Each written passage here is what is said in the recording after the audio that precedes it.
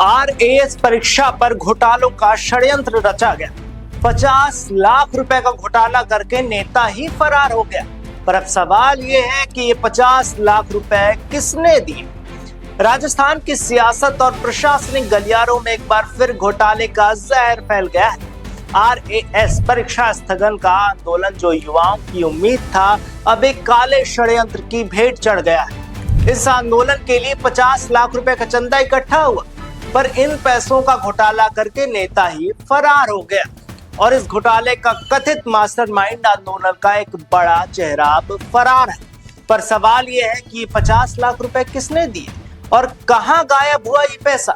आइए समझते हैं विस्तार से कि आखिर इसके पीछे की कहानी क्या है।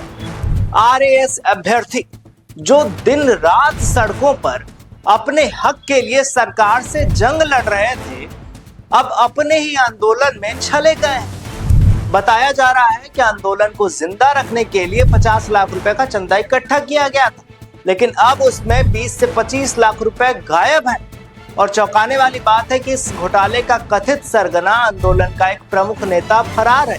उसका फोन भी बंद है और वो अपने ठिकाने से गायब है। और अभ्यर्थियों के बीच गुस्सा और सवाल है। खाने पीने की व्यवस्था चरमराई है, टेंट तक नहीं लगे हैं और अभ्यर्थी भूखे प्यासे सड़कों पर अपने हक की लड़ाई लड़ रहे हैं। ये कोई नया ड्रामा नहीं है साहब। राजस्थान में भर्ती परीक्षाओं का इतिहास घोटालों से जो है भरा पड़ा है।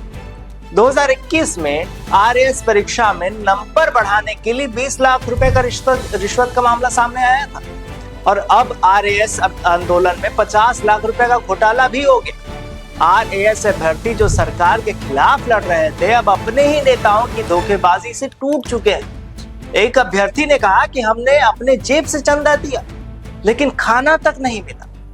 क्या ये घोटाला आरएएस आंदोलन को तोड़ने की साजिश थी या फिर सियासत और भ्रष्टाचार का एक और काला अध्याय?